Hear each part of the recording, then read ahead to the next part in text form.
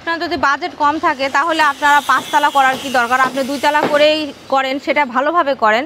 এবং দেখতে এবং আরেকটা বিষয় যে আপনি যে 2 তলা বাড়িটা করবেন সেই বাড়িতে কিন্তু অনেক লোক ভাড়া থাকবে, আপনি নিজেও বসবাস করবেন, তার সাথে 2টা ফ্যামিলি হয়তো ভাড়া থাকবে, তো তাদেরও কিন্তু জীবনের একটা ঝুঁকি নিয়ে কিন্তু তাদের থাকতে হবে। একটা বিল্ডিং করার পরে যে সেটা ভেঙে পড়বে তা না, এটা যে লং লাস্টিং আছে সেটা কিন্তু ধীরে ধীরে কমে যাবে। যতদিন মানে যদি 20 বছর টিকে সেটা দেখা যাবে যে 10-12 বছর টিকার পর সেই বিল্ডিংটা বিভিন্ন জায়গায় সমস্যা দেখা দিচ্ছে। তো এই বিল্ডিংটার ক্ষেত্রেও কিন্তু সেরকমই হবে, কারণ এটা হচ্ছে কিন্তু উনি কিন্তু 4 তলা একবারে কমপ্লিট করে ফেলবে। তো আমার মনে হয় যদি বাজেট ওনার প্রবলেমই থাকে তাহলে 4 তলা ফাউন্ডেশন দিয়ে 4 তলা কমপ্লিট করার কোনো দরকার নেই, এটা 3 তলা করলেই বেটার ছিল, তাহলে বিল্ডিংটা অন্তত লং লাস্টিং হতো, তার যে নেক্সট জেনারেশন সেটাও কিন্তু খুব ভালোভাবে কিন্তু ইউজ করতে পারতো। তো এটা এক একজনের এক এক ধ্যান ধারণা, এবং এই বিল্ডিংটা আমাদের কোনোভাবেই সুপারভিশন করা নয়, এবং যা কিছু আছে, এবং একজন ইঞ্জিনিয়ার যখন সুপারভিশন করে না কিন্তু এই বিল্ডিংয়ের দায়িত্ব কিন্তু তার থাকে না, দায়ভারও কিন্তু তার থাকে না। তো ডিজাইন করার পর একজন মালিক সেটা মডিফাই করবে না সেই অনুযায়ী কাজ করবে, সেটা কিন্তু তার ব্যক্তিগত ব্যাপার হয়ে যায়। তো এই বিল্ডিংটা তো কিন্তু সেই জিনিসটাই হয়েছে।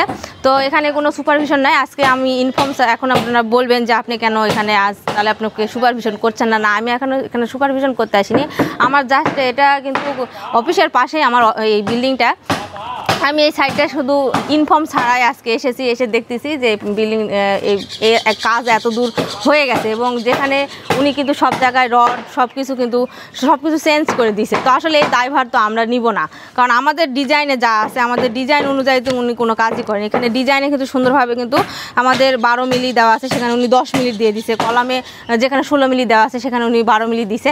এই যে মেন রডগুলো আছে সেগুলো কিন্তু সবই 10 মিলি দেওয়া আছে, দেখতে পাচ্ছেন, এবং বাইন্ডার যে রডগুলো আছে এগুলো কিন্তু 10 মিলি দেওয়া আছে, মানে টোটাল রডই কিন্তু 10 মিলি দেওয়া আছে। তো বাইন্ডার রড 10 মিলি দিলেও কিন্তু মেনে নেওয়া যায়, কিন্তু যে মেন রডগুলো আছে সিঁড়ির এই রডগুলো কিন্তু অবশ্যই আপনাকে 12 মিলি হতে হবে। সেখানে দেখতে পাচ্ছেন প্রত্যেকটা রডই কিন্তু 10 মিলি দেওয়া আছে।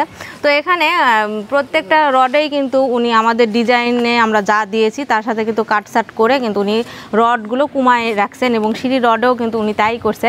তো আসলে একজন অনার কিন্তু বাড়ির অনার যিনি রয়েছেন তিনি কিন্তু কাটসাট করতেই পারে, তার মনের মতো করে কিন্তু সে কাজ করে নিতে পারে, কিন্তু যখন এই কাজগুলো টোটালি হয়ে যাবে এবং কংক্রিট দিয়ে ঢালাই হয়ে যাবে তখন কিন্তু আর বুঝার উপায় থাকবে না যে এটা ইঞ্জিনিয়ারের ড্রয়িং ফলো করে হলো কি না, আবার হচ্ছে যিনি ওনার আছে তিনি আবার নিজের মন গড়া করে কাজ করলো। যখন কংক্রিট দিয়ে সব কিছু ঢালাই হয়ে যাবে, প্লাস্টার হয়ে যাবে, ফিনিশিং হয়ে যাবে, তখন কিন্তু আর বুঝার কোনো উপায় থাকবে না।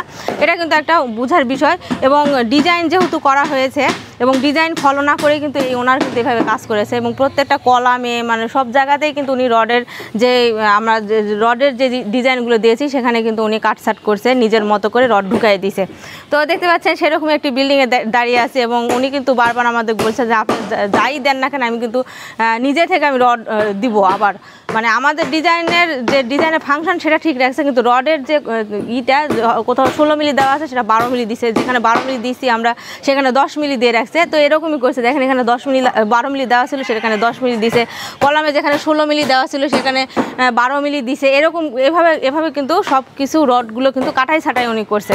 তো উনি বারবার একটা কথা বলছে যে আমি আপনাকে লিখে দিয়ে যাচ্ছি, এই বিল্ডিংয়ের যা দায়ভার আছে আমি নিব, এবং মিস্ত্রিদেরকেও কিন্তু একই কথা বলছে। তো এই বিল্ডিংটা আসলে কি হবে, এই বিল্ডিংটা আবার 4 তলা ফাউন্ডেশন দিয়ে দেওয়া, তো আসলে 4 তলা ফাউন্ডেশন দেওয়া যাবে কি না সেটা আসলে কনফিউশনের বিষয় আছে।